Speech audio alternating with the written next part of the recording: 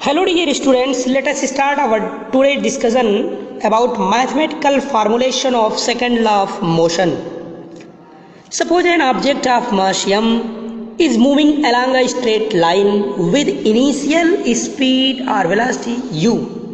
It is uniformly accelerated. ध्यान दीजिएगा, अगर मैंने किसी एक ऐसे ऑब्जेक्ट के बारे में इमेजिन किया जिसका मास m किलोग्राम है और जो एक पर्टिकुलर स्ट्रेट लाइन के अलोंग एक इनिशियल स्पीड और वेलोसिटी u से चलना प्रारंभ कर देता है, यदि इस ऑब्जेक्ट पर एक यूनिफॉर्मली एक्सेलरेशन लगता रहे अर्थात ऑब्जेक्ट यूनिफॉर्म एक्सेलरेटेड मोशन करे तो t टाइम में इसकी वेलोसिटी u से बढ़कर v हो जाती है। तब इस ऑब्जेक्ट पर एक एक्सटर्नल फोर्स लग रहा होता है, ऐसा हम कह सकते हैं, क्योंकि जब भी कोई ऑब्जेक्ट अपने वेलोसिटी को चेंज कर रहा है इसका मतलब उस पर एक एक्सटर्नल एक्सेलरेशन लग रहा है। तो जब भी कोई एक्सटर्नल एक्सेलरेशन किसी ऑब्जेक्ट पर वर्क करता है तो उस एक्सेलरेशन के कारण वस्तु की वेलोसिटी चेंज हो जाती है। तो वेलोसिटी में चेंजिंग आई, जिसको टाइम के साथ अगर मेजर किया जाए तो वो change in the velocity with respect to time provide करता है acceleration.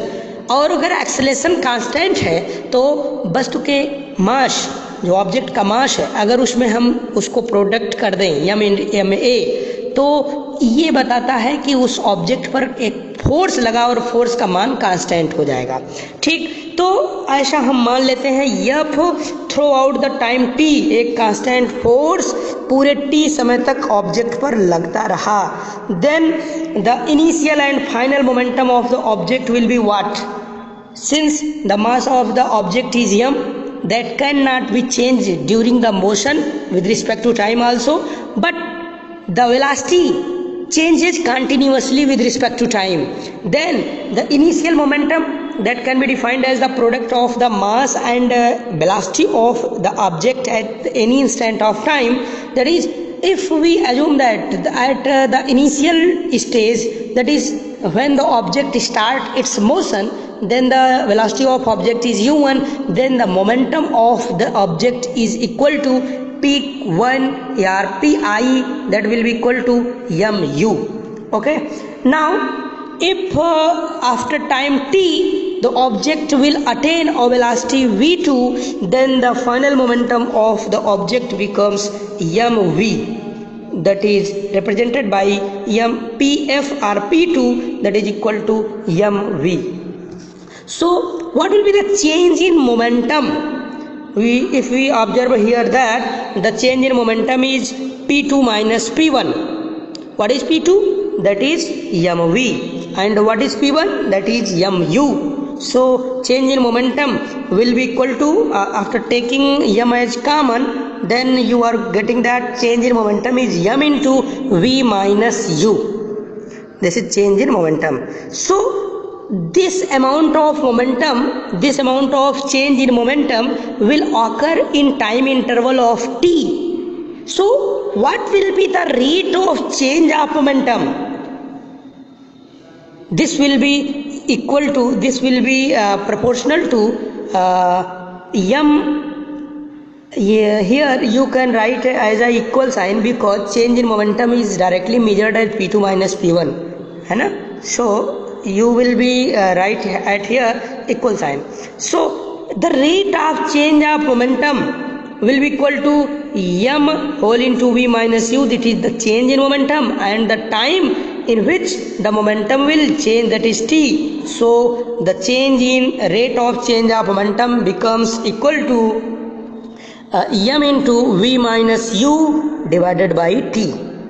So if we talk about the applied force, then according to definition we can say that the force is that cause which tends to change in the momentum of the object. So the applied force will be equal to force directly proportional to change in momentum, rate of change in momentum. Okay, so f proportional to m into v minus u divided by t. So if we remove this proportionality, then we get a constant k, whose value can be obtained with the different experiment performed by yourself in for different object.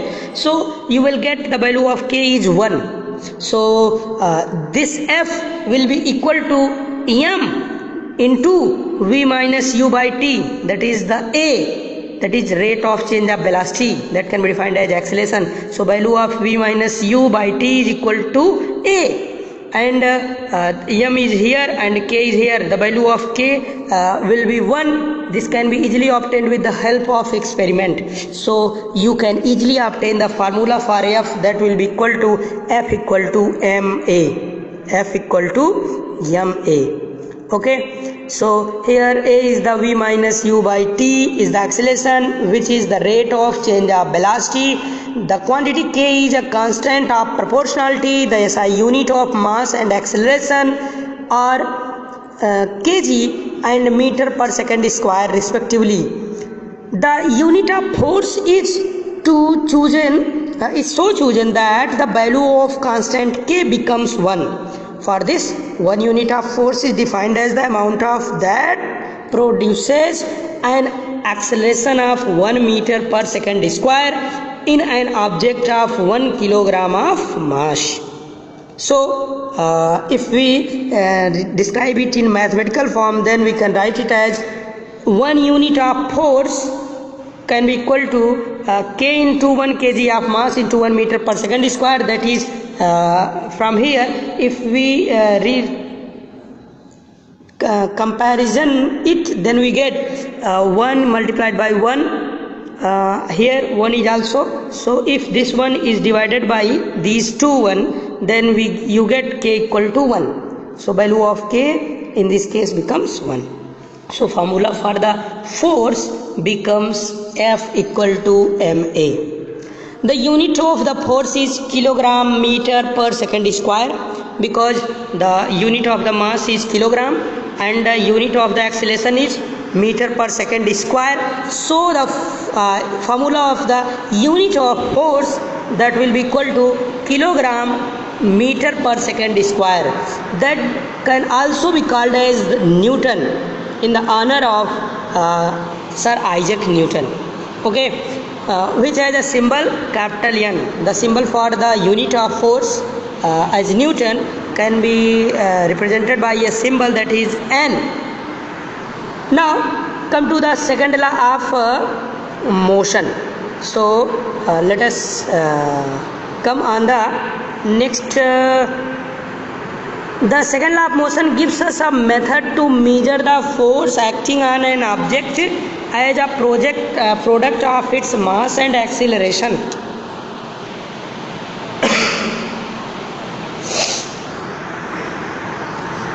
The second law of motion is often seen in action in our everyday life. Have you noticed that while catching a fast moving cricket ball, a fielder in the ground gradually pulls his hand backward with the moving ball? In doing so, the fielder increases the time during which the high velocity of ball moving decreases to 0.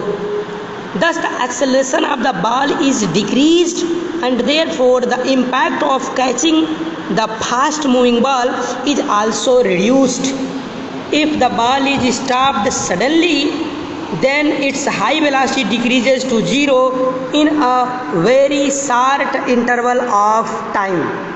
Thus the rate of change of momentum of the ball will be large. Therefore a large force would have to be applied for holding the catch that may hurt the palm of the fielder.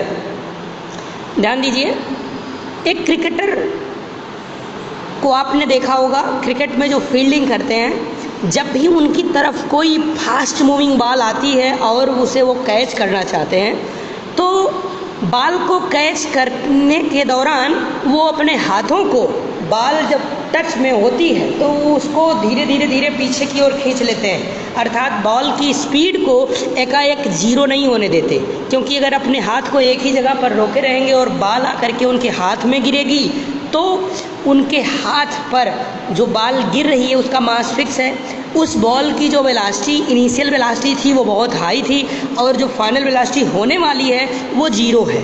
इसका मतलब momentum में जो changing होगी वो initial velocity of the ball multiplied by the mass है। But अगर ball के speed में होने वाला चेंजिंग बहुत ही स्मॉल हो, ध्यान दीजिएगा, यदि बॉल के वेलोसिटी में चेंजिंग जो हो रही है उस चेंजिंग में लगने वाला समय बहुत ही स्मॉल हो तो एक्सेलरेशन बहुत हाई हो जाएगा, क्योंकि rate of change of velocity बहुत ही हाई हो जाएगा, क्योंकि वेलोसिटी में चेंजिंग बहुत ज़्यादा है और टाइम बहुत कम है। तो डिवाइड करेंगे बहुत कम से, अगर बहुत ज़्यादा हो तो हमको बहुत हाई मिलने वाला है। तो इसका मतलब अगर मैं rate of change of velocity ज़्यादा पाऊंगा तो एक्सेलरेशन ज़्यादा होगा, एक्सेलरेशन ज़्यादा होगा तो force multiplied by acceleration, that is force, है ना।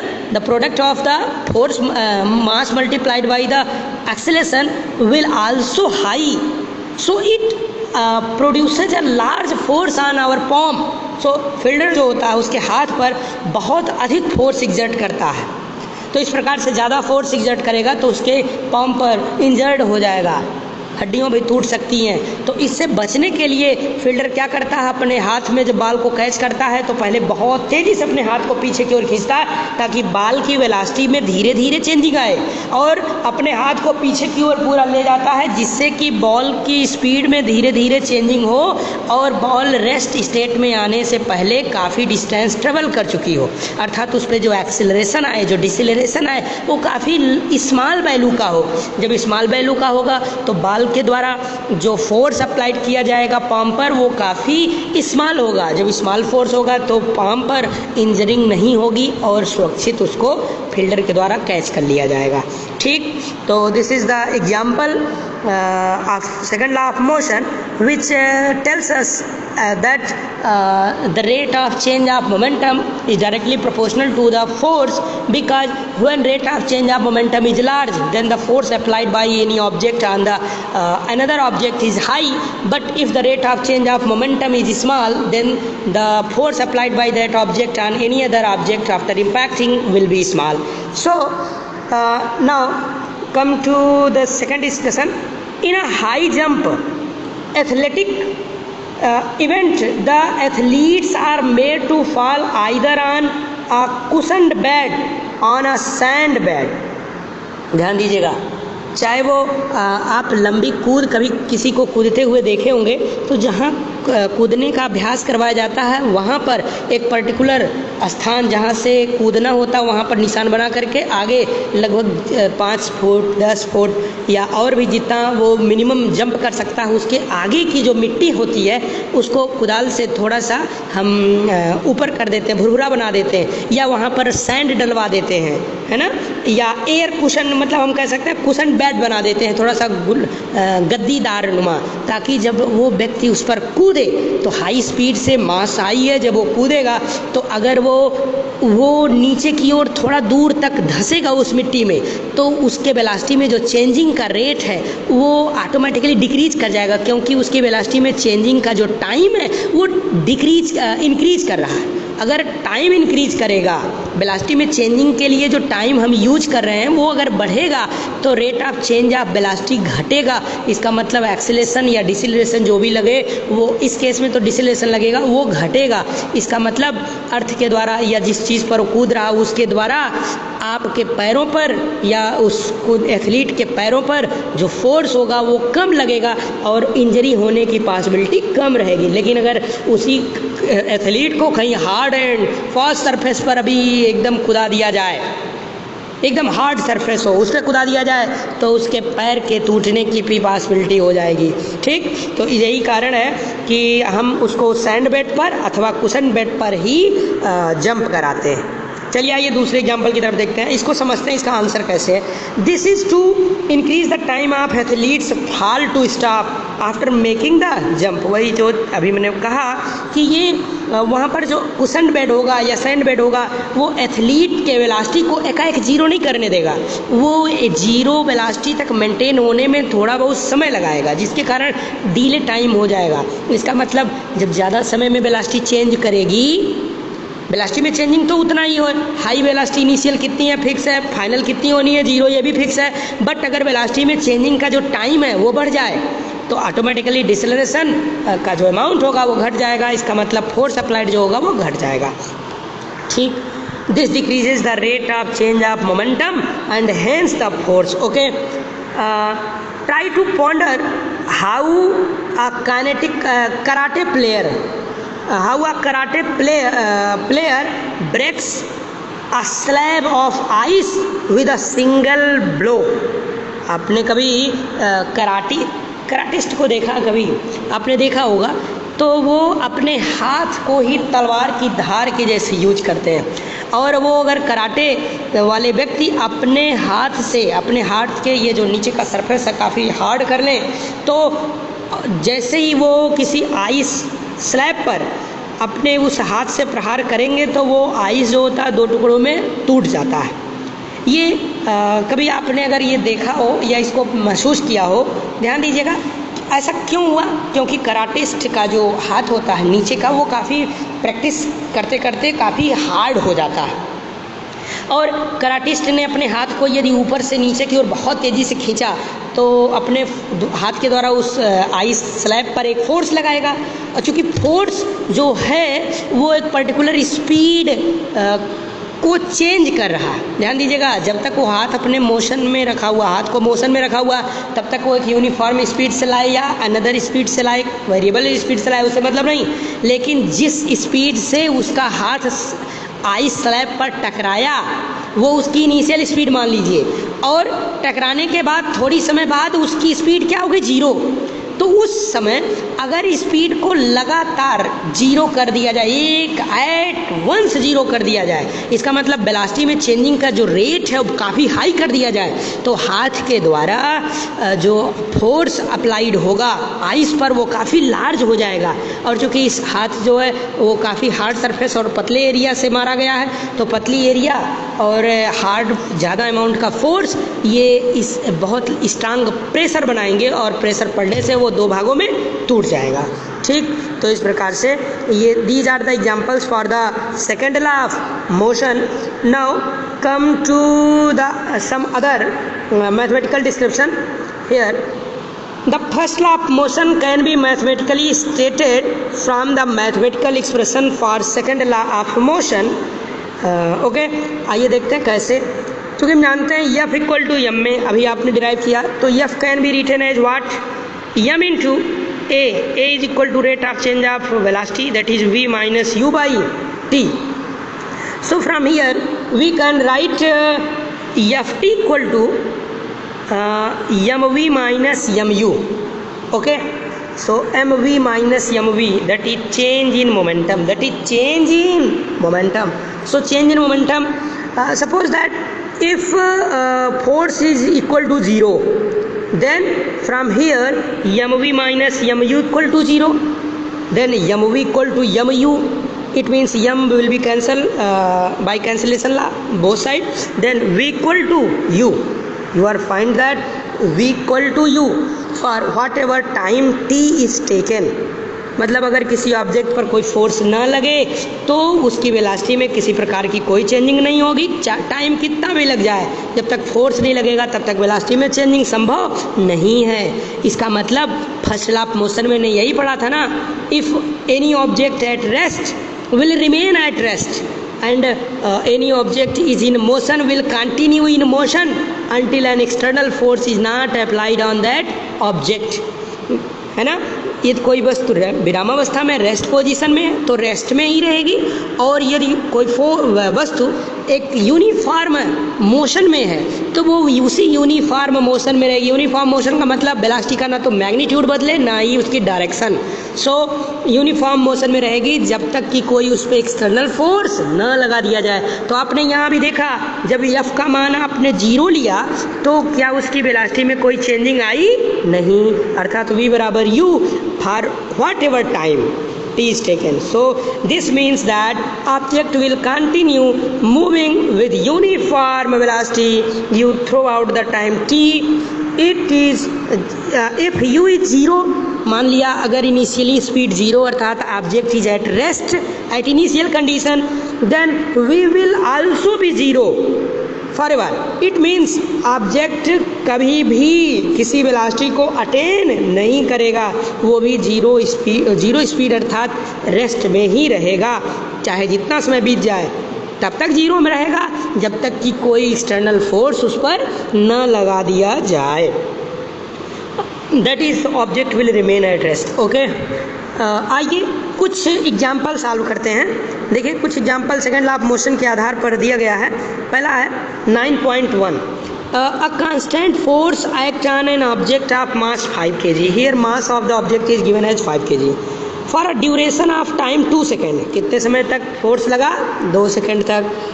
It increases the object's velocity from 3 meter per second to 7 meter per second. It means initial velocity of the object is 3 meter per second and the final velocity of the object is 7 meter per second. Find the magnitude of the applied force.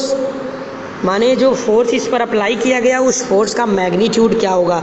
Now if the force was applied for a duration of 5 second, force कितने समय तक apply किया गया?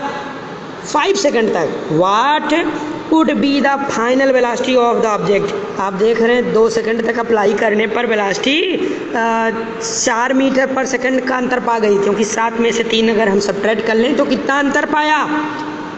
4 metre per second, 4 metre per second. It means after applying the force we will get a 4 metre per second change in velocity in 2 seconds. So what will be the change in velocity after 5 seconds? This will be 4 in 2 seconds. So in 1 second this will be 4 divided by 2, that is 2, and in 5 seconds that is 2 5 is 10 meter per second. So change in the velocity will be 10 meter per second. So if the initial speed is 3 meter per second, then the final speed will be 3 plus 10, that is 13 meter per second. So what will be the final velocity of the object? That will be 13 meter per second. Let us see the solution of this. We have been given that equal to 3 meter per second and velocity v itna.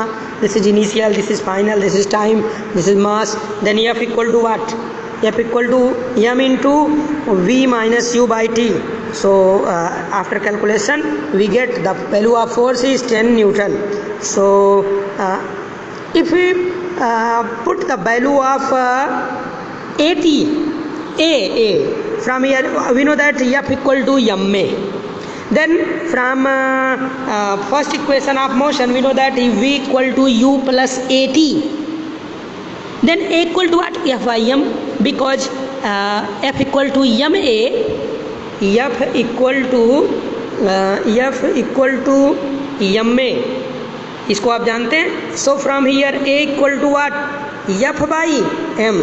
So if we put the value of F equal to m by F by m in the first equation of motion, then you get v equal to u plus ft by m. So final velocity will be equal to what? U, that is 3, F, that is 10, 2 is the 5, and m is the 5. So 5 will be cancel each other, and this is 10 and 3, 10 plus 3, that is 13 meter per second. So this is the second method by which you can easily solve the question. Now come to the next example.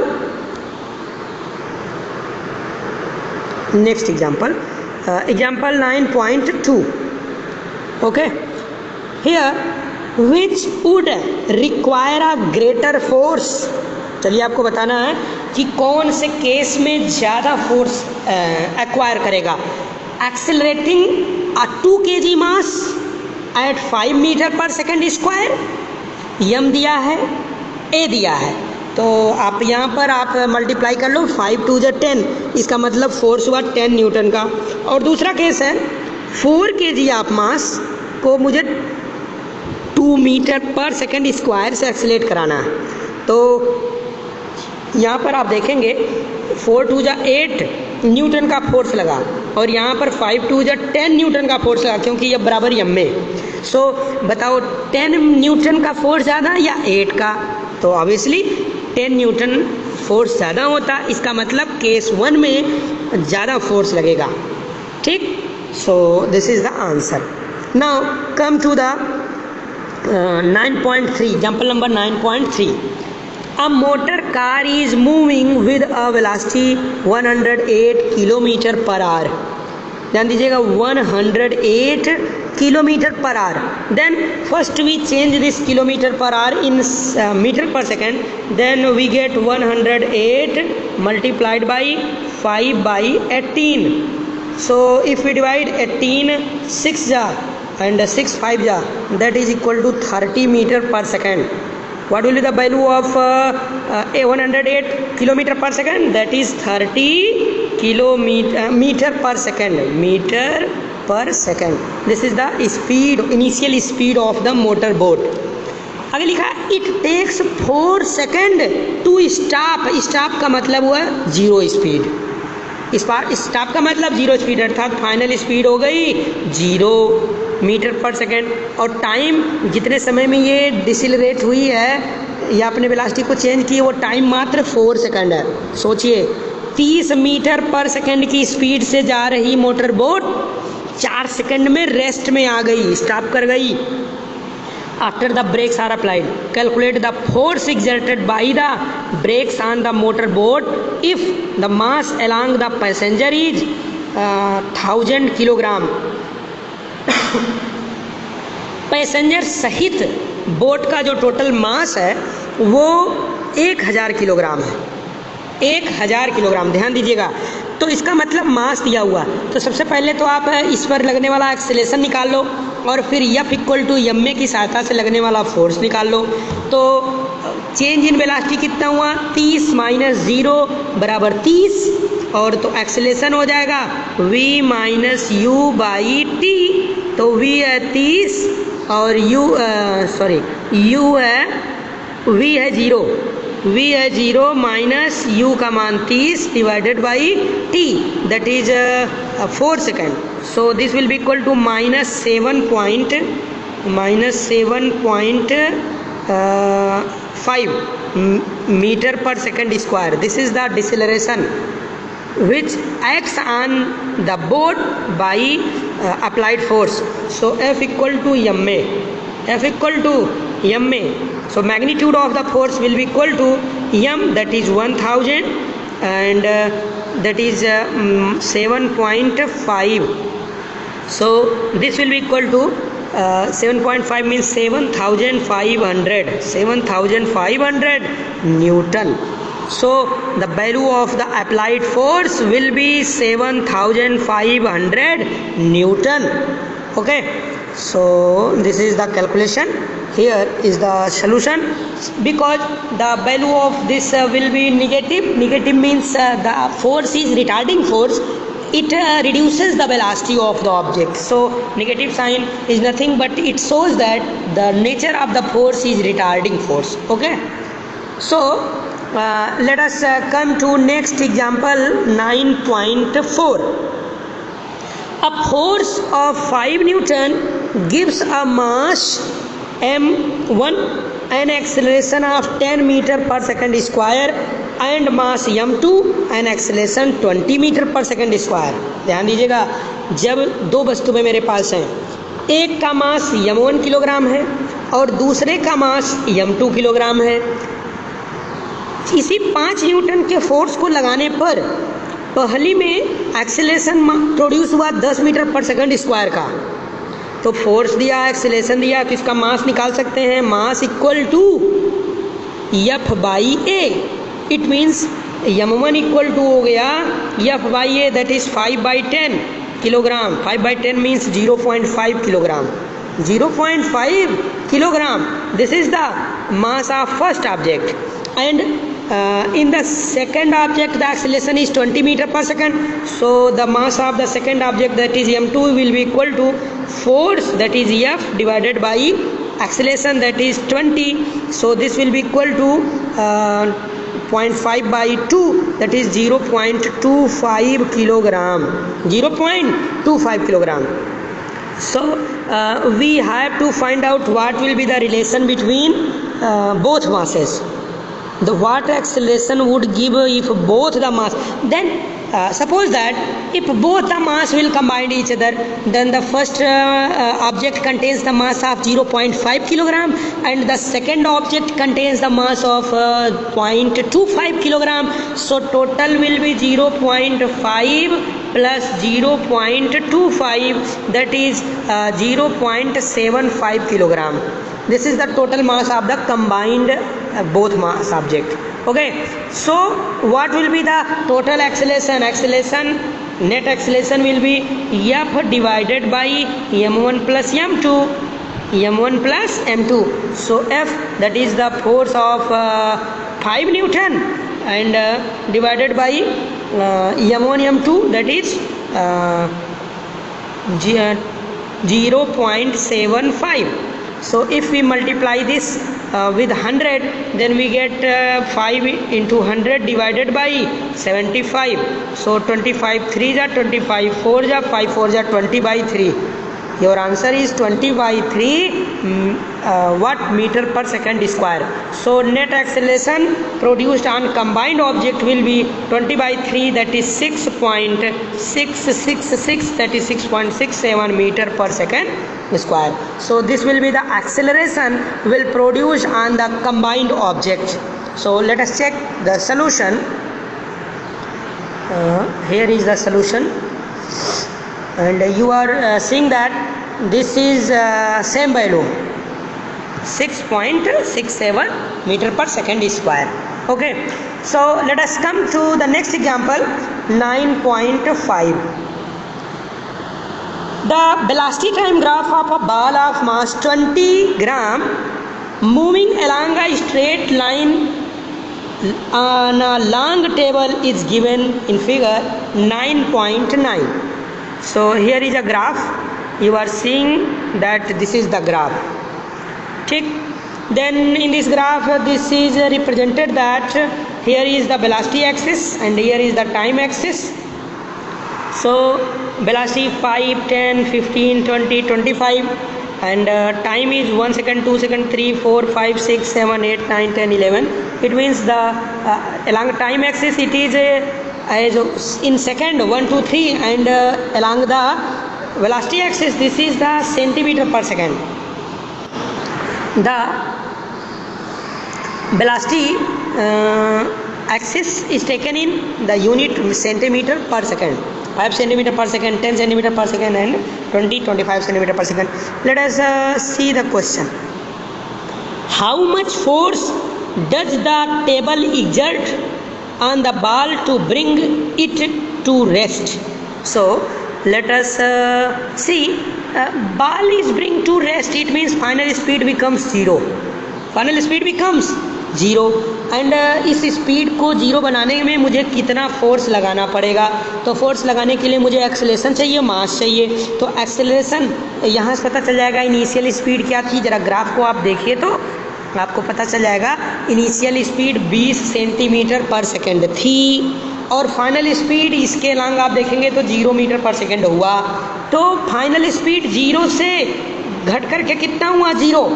तो 20 से 0 change in velocity हुआ, 20 minus घटा है तो 0 minus 20, 0 minus 20 मतलब final speed minus initial, that is 0 minus 20 means minus 20. ठीक. And how much time taken to change this speed? This is 10 seconds. So acceleration or deceleration will be 0 minus 20 divided by 10. That will be equal to minus 2 meter per second square. Okay. This is the retardation. So it is given that the mass of the a ball is 20 gram. So the force exerted to bring the rest that will be equal to F equal to ma, that is 20 gram into how much change in minus 2 centimeter per second square. Here the acceleration will be in centimeter per second square because the velocity is given in centimeter per second.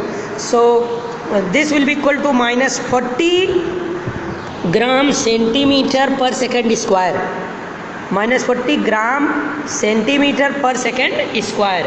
So this gram centimeter per second square is also known as another unit, that is dyne. Here 1 dyne is equal to 10 to power minus 5 Newton. 1 dyne is equal to 10 to power minus 5 Newton. This is a relation between dyne and Newton. You can easily write it as also 1 Newton there is 10 to power 5 dyne. Dyne is the CGS system unit and Newton is the MKS system unit of the force. Okay, so this is the solution of this question or example, and you will also find out what will be the value of this force at here.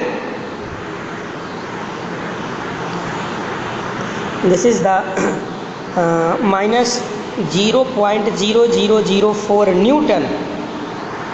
If we multiply in by 10 to power 5, then we get 40 dyne. Okay, this is the solution. So here negative sign indicates that the force is retarding force, that always reduces to the velocity of object or ball.